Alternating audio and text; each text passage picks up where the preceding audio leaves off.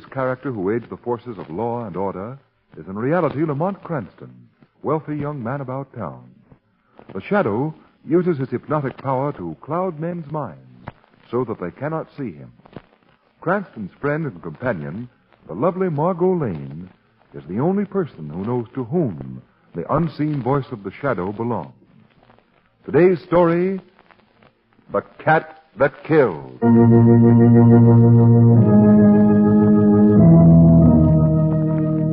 Our story opens at midnight. Lamont and Margot are walking near a waterfront warehouse in search of... Well, listen. What I want to know, Lamont, is where we're going to find a tugboat captain with a wooden leg. What I want to know, Margot, is when this scavenger hunt will be over. Getting tired? No, but I'd like to hire a small trailer to cart these little trophies we've collected. I feel like a walking junk shop. Ah, no sporting blood, eh? Look, Margot, if carrying around a bicycle pump, a red toupee, a lawnmower, a mustache cup, and a bowl of goldfish calls for sporting blood, you're right. I haven't any. You forgot to mention little Johnny the Rabbit. Oh, yes. Little Johnny the Rabbit. You haven't lost him, have you? Lost him? He's been chewing on my left ear for the past half hour. If we find the tugboat captain, we have a good chance of winning the game, Lamont. Yes, if my left ear holds out. Can't say that this is quite my favorite part of town, however. It kind of gives me the willies. The waterfront's always like this. Streets are so quiet. Not a soul for blocks around. Lamont, look at how the fog seems to wrap itself around that warehouse like a... A ghost? Yes. No! Listen, don't mention ghosts around here, please. What's the matter, Margot? You're not afraid? What was that?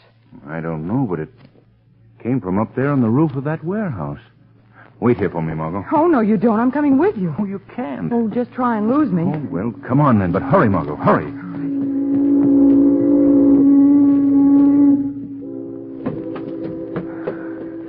Well, I'm all out of breath.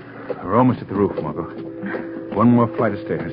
This warehouse must be 50 stories high. No, it's only 10. Wait.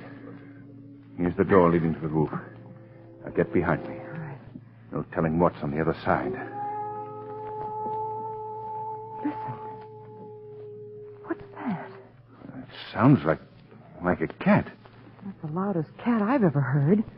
Lamont. Quiet. I'm going to open this door. What do you see? It's pretty dark. Fog's clearing, though. The moon will be out in a second. For the time being, let's wait here. Lamont, that cat howling. She's frightening. Yes, I don't like it, Margot. Here comes the moon. I can see the roof now, and... Lamont. Oh, Lamont, look. A cat. A cat bending over the body of a man. It's a cat, all right, but the size of it. Why, it's almost as big as you are. It's monstrous. Monstrous is the word, all right. And it suits us. Don't move, Margot. It may spring for us. No. It's backing away toward the edge of the roof. Now, we'll see what this is all about. Oh, Lamont, don't follow it. I've got to get a closer look at it. The weirdest thing I've ever seen. Oh, Lamont, you mustn't. I don't think it'll spring. Still backing toward the edge of the roof. Yes, but once it gets to the edge, it'll turn on you. It'll have to. No cat can jump 10 stories. I'm prepared for that. There. It's at the edge of the roof. Look out. If it springs. Jumped, Lamont. It jumped off into space. It leaped, all right. 10 stories. Can you see anything down there? Nothing. Nothing but blackness. Well, before we go down, we'd better have a look at this body over here. Yes, I suppose so. I'll strike a match. See better. The size of that cat. Almost as big as a tiger. Oh, it was hideous. It was odd, to say the least. Now, we'll see about this body here. Oh. What is it? Don't look, Margot. Oh, Lamont. Oh, no. I told you not to look. Oh, I couldn't help it. The match flared up, and I couldn't help but see. Lamont, his throat. It wasn't pretty. Looks as if the claws of that cat just dug in and ripped. He's dead. Oh, Lamont, please. I'm sorry. Well, what do you make of it? Margot, this is unbelievably weird. A cat that kills. A cat the size of a tiger. A cat that can leap into space and fall 10 stories. Doesn't make sense. It doesn't make sense right now, Margot. But it will make sense before I'm through.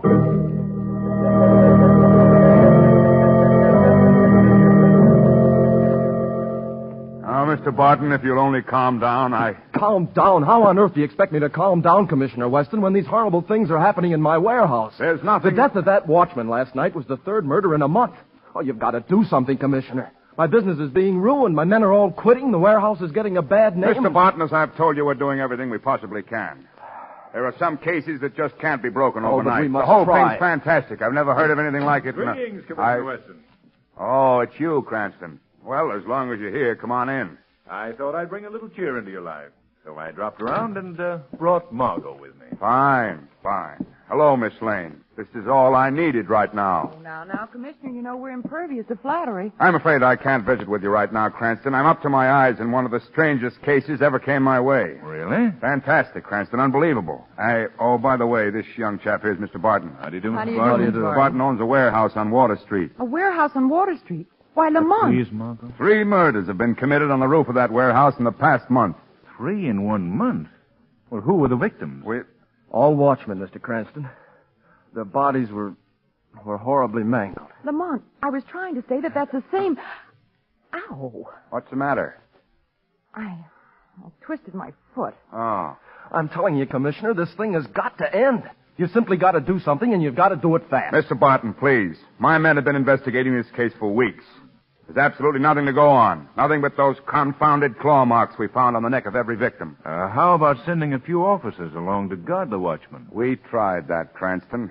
Nothing happened while my men were there. Oh, I see. Well, we decided the murderer, whoever or whatever he may be, had struck for the last time. We kept working on the case, of course, but we didn't think it necessary to keep men on continuous duty.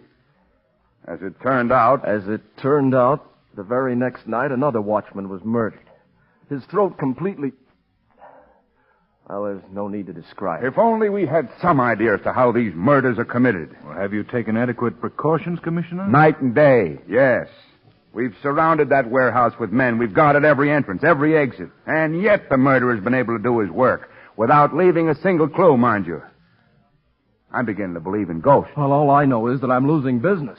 The warehouse is getting a bad reputation. People are saying the place is haunted. Now I need a watchman, and I can't get one. No one will take the job, I suppose. Well, you can't blame him, can you? No, I suppose not. I was just thinking, Mr. Barton, I might be able to help you out. Oh, if you could, Mr. Cranston. I have a friend, rather an old fellow, who'd be only too glad to get the job, I think. Oh, fine. If I send him around to see you, will you try him? Try him. I'll welcome him with open arms. You send him around to my office at the warehouse tonight, will you? I certainly will. Well, Margot, you and I had better get along.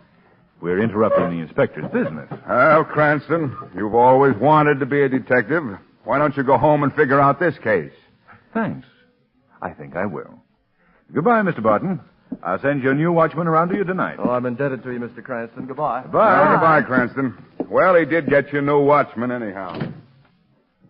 Lamont Cranston, I wish you'd wear sneakers. Sneakers, Margot? Why? You kicked my ankle in there. I thought you'd broken it. I'm sorry, Margot, but little girls should be seen and not heard. Mm-hmm. And just who is this old man you're going to send around to Mr. Barton?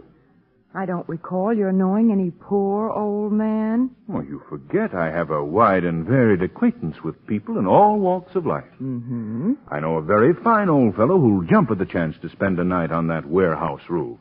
And who is it? Who is it? Why, old man Cranston, of course. Oh, Lamont, you sound like the boy who played Methuselah in my high school play. You certainly don't mean that you're going to take that job. I certainly do. Don't you see, Margot? I've got the edge on Weston and the police. They know nothing about the monstrous cat we saw last night. And because of that, they're handicapped. They don't know what to look for, what to expect. But I do. But what are you going to do? Tonight I'll be on that roof waiting for the cat myself. And something tells me our feline murderer will get a reception he's not prepared for.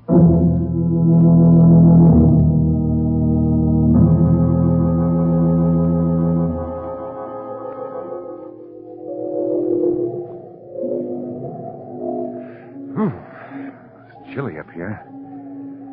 Should have worn a coat. Who's there? Oh, the cat again, eh? That's you, Lamont. What? Oh, now how in the... Margot, what are you doing here? And what were you making that psst noise for? Well, I had to attract your attention, didn't I? Well, don't make that particular sound again. Say, I think you're scared. I am for you. For me, eh? Well, this is no place for you, Margot. Oh, it's as good as any other I can think of at the moment. Margot, you've got to get out of here. That cat may show up any minute. I don't want you in the way when he does. Well, have I ever gotten in your way? No, but this time it's different. Whatever happens is going to happen fast. I'm sorry, Lamont. I'm not leaving. Of all the stubborn... Well, that won't do you any good either. Oh, Lamont, you've got to let me stay. I couldn't bear it any longer, waiting to hear from you and wondering if the same thing had happened to you that happened to those other men. Lamont, don't send me away. If you're in danger, my place is with you. All right, darling. Turn off the charm. You can stay. But keep out of the way, please. Whatever happens, don't interfere. I won't. Lamont, this cat, what do you make of it? I don't know, Margot. But I'm almost sure it's not a cat. Not a... No. If it is a cat, then it's a freak, something out of the ordinary. I'm inclined to think it's some form of a leopard, a black leopard, perhaps. It might even be... Yes? Might even be what? No, a man could never leap 10 stories into that yard below and live to tell about it. Well, Lamont, how are you going to handle it? You haven't got a gun. And that thing looks so ferocious. I brought a few things with me. A bullhide whip and ropes to tie the thing up with. I intend to drive the cat into that corner over there with the whip. That's the one spot on the roof where it can't leap off. Then I'll... Listen. Come. Remember, we heard that cat howling the other night. Now listen to me, Margot. When the cat reaches here, it'll do something to attract the attention of the watchman it believes to be somewhere in the building. That's how those other watchmen were lured up here to the roof. They heard something that attracted their... There it is, Lamont. I can see it in the moonlight. Oh, Lamont, it's monstrous. Quiet. Watch it. Just watch it. It broke a pane of glass in the skylight. That's to attract the watchman inside the building. Look out now. I'm going to swim this bullwhip and try to frighten it into that corner. Whatever you do, Margot, don't leave this spot. Now then, I'll see what sort of a cat tamer I am. You struck him. Look out, he's turning toward you. Lamont, his eyes are blazing. I think this whip will soon subdue him. He's getting ready to spring. Lamont, look out. He's coming for you. Oh, bless you. Lamont! Get away, Margot. Run for it. I can't leave you like this. Run for it, I said. Run for it.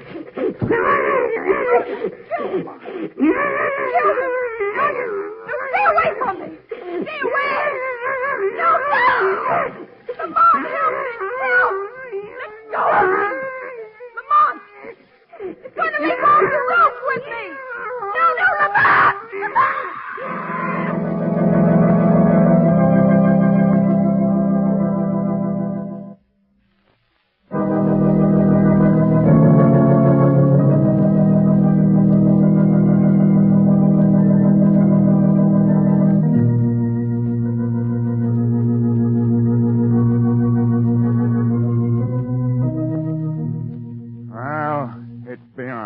Barton. You say Cranston sent the man over as he promised. Yes, Commissioner Weston. He arrived all right yesterday afternoon. He was an old man, and he was very anxious to get something to do. I told him the whole story. All about how 3 watchmen had been murdered on the roof. Yeah? And he still wanted the job. Yes, he told me not to worry about him. Said he'd be all right. Now he's nowhere to be found. There's not a trace of him anywhere. I tell you, Commissioner, I'm going out of my mind. You and me both. Frankly, Barton, I'm up a tree. Oh, I'm not blaming you, Commissioner. I know you're doing everything you possibly can, but Oh, I'm beginning to wish my father had left this blasted warehouse business to his partner instead of me. What do you mean? Well, my father had a partner, a fellow named Blanchard. Blanchard was a crook, so my father finally bought him out. Well? Well, when Dad died, Blanchard came to me with some crazy story about the warehouse business rightfully belonging to him. Yeah? He said my father had cheated him out of his share. Oh, it was a lot of foolishness, of course. But I wish now I'd given him the business, lock, stock, and barrel. On the contrary, Mr. Barton, you'll be glad you didn't. What? Who's that speaking, Commissioner? It sounds like the shadow. You're right, Commissioner. Where is he? I don't see him. No one ever sees the shadow. But I don't know. Now, don't be alarmed, Barton. I'm not going to harm you. In fact, I'm here to help you. It's all right, Barton. This is not the first time I've spoken with the unseen voice. I've heard of the shadow, but I never believed he existed. But I do, Mr. Barton. I've clouded your mind so that you cannot see me. But I'm in this room. It's been a long time between visits, Shadow. What is it this time? Commissioner, I've come to help you break this warehouse case. You mean my warehouse? You know who the murderer is? I don't know who he is, but I think I know how he accomplishes his work. I can show you how to capture him, but you've got to help me. Oh, will I? You just tell me what to do, and I'll do it, all right. Good. The murderer, the thing that's been killing your watchmen, is a cat. At least it looks like a cat. A cat, Shadow. What? Yes, but no ordinary cat.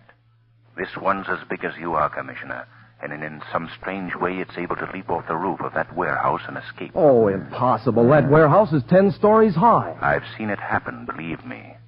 But whether you believe it or not doesn't matter. What is more important, Mr. Barton, is that you spend tonight on that roof alone. Me? Well, You've I got to don't do know. it. This murderous cat thing still hasn't accomplished whatever he's trying to do at your warehouse. But I have reason to believe that he'll be returning there tonight. Now, will you do as I ask? Come on, Barton. What do you say? I'll send an officer along with you. Okay, I'll do it. Well, if I hadn't been such a coward, I'd have done it long ago. What else am I to do? Nothing. Just be there on the roof. And now you, Commissioner. Yes, Shadow.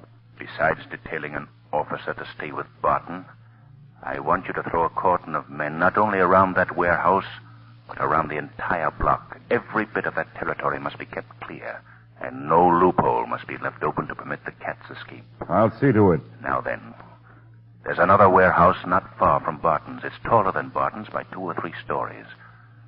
I want your riot squad to set up searchlights on that roof and be ready to play them down on the roof of Barton's warehouse when I give the word. Searchlights? What in the world do you want with searchlights? Just do as you're told, Commissioner, and I think I can promise you we'll solve this case tonight. Well, I can't understand why you're going to all this trouble, Shadow. I'm sworn to the tracking down of criminals. I've dedicated my life to the eradication of crime as far as possible. But there's more to it this time. There's someone in danger whom I must save. If it's not too late. If it's not too late. A friend of yours? I say, is it a friend of yours? He doesn't answer. I might have known. He's gone. He goes usually just as quietly and mysteriously as he comes. Breaking this case must mean a great deal to him. I've never heard him speak that way before. Well, I'll do my part tonight. How about you, Commissioner? I've been in this business a long time, Barton, and I've learned a good deal. But there's one thing I've learned above everything else. When the shadow tells you to do something, Mr. Barton, do it.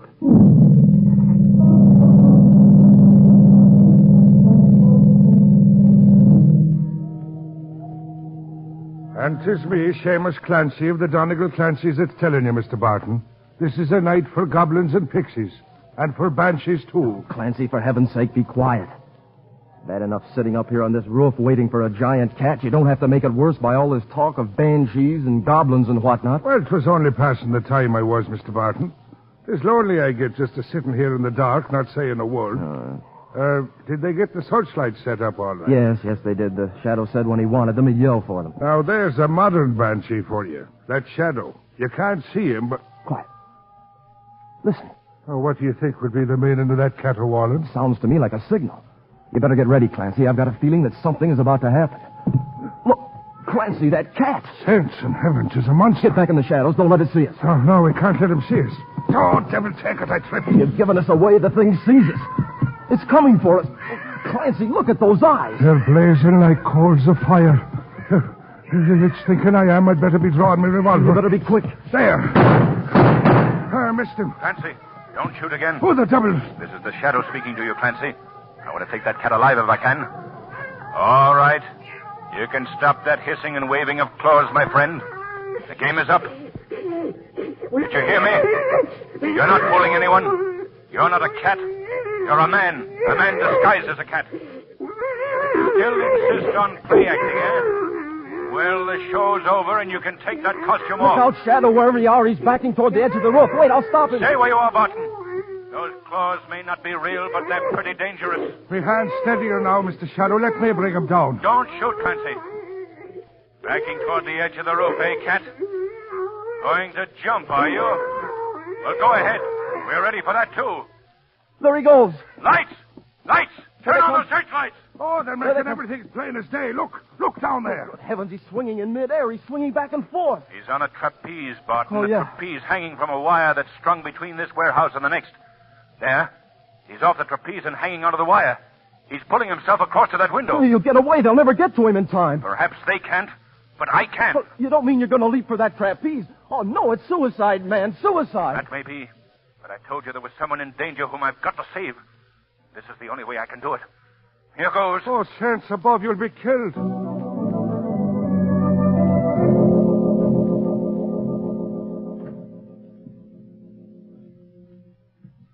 Oh, you're back again. Something went wrong.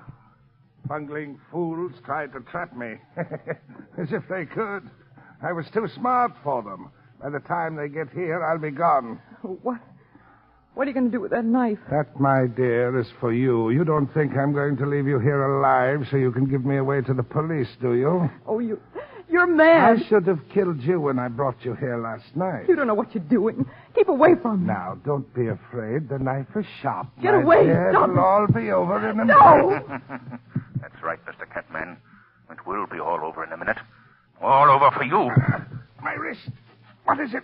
Something's crushing my wrist. Drop that knife. Oh, Lamont. What are you talking about? I can't see anyone. Oh, my wrist. You can't see me, Blanchard, but I think you can feel the grip I have on you. Drop that knife before I break your arm. That's better. Who are you? I am the Shadow. You've heard of me, perhaps? I've heard of you all right. How did you get here? By using your trapeze. A clever act, Blanchard. Huh? Just as good as it was 20 years ago. What do you know about that? I know all about you, Blanchard. 20 years ago, you were a pretty famous trapeze artist in a circus. You had an act in which you dressed as a cat and did dangerous dives from a trapeze.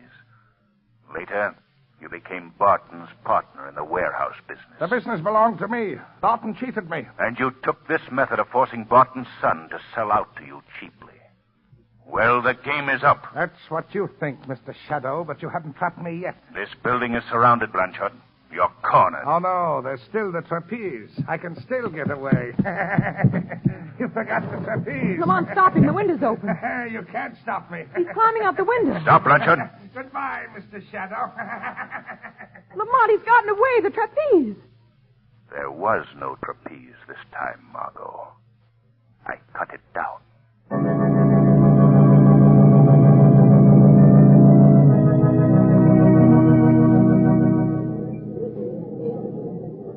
Well, the worst part of the whole thing, Lamont, was that I thought the Catman had killed you that night on the roof. No, I was just stunned, that's all. When I came to, you were both gone. That's when I first suspected that he must have some means of crossing to the other building. Well, you couldn't have found the trapeze. He kept it hidden during the day, and at night he'd attached the wire that ran between the buildings. He was clever, all right. Say, Margot, I wonder who ever won that scavenger hunt. Well, we didn't. What did you ever do with all our trophies? Well, I returned the bicycle pump, sent the toupee out for a shampoo, sold the lawnmower, and lost the mustache cup. What about little Johnny the rabbit? Little Johnny? Yes.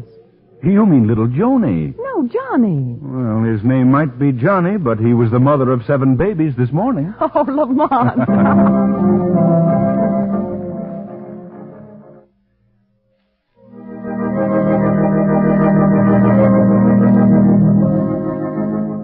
Today's program is based on a story copyrighted by the Shadow magazine. The characters, names, places, and plot are fictitious. Any similarity to persons living or dead is purely coincidental. The Shadow magazine is on sale at your local newsstand.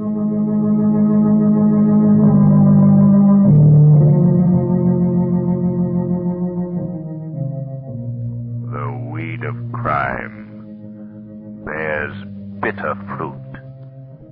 Crime does not pay. The Shadow knows.